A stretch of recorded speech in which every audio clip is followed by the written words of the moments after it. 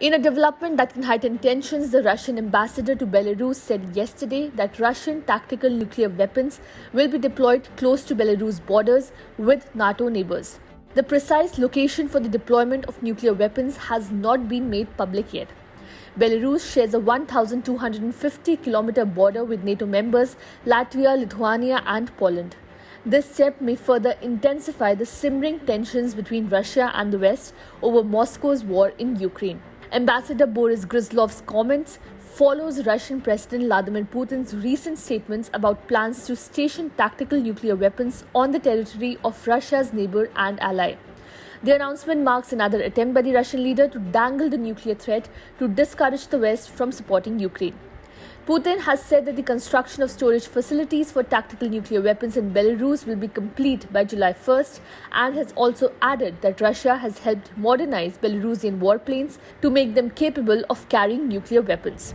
Russia and Belarus have an agreement envisioning close economic, political and military ties.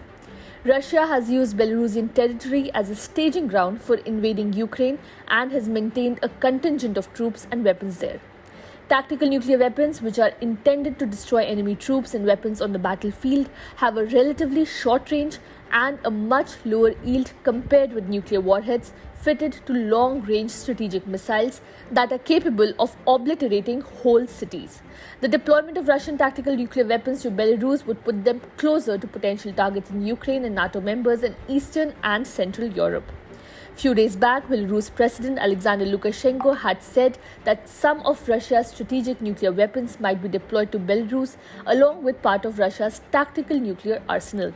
Belarus, which is west of Russia on Ukraine's long northern bloc, is among Moscow's closest allies. There have been fears throughout the conflict that Belarus will again be used as a launching ground for an offensive or that Minsk's own troops will join the conflict.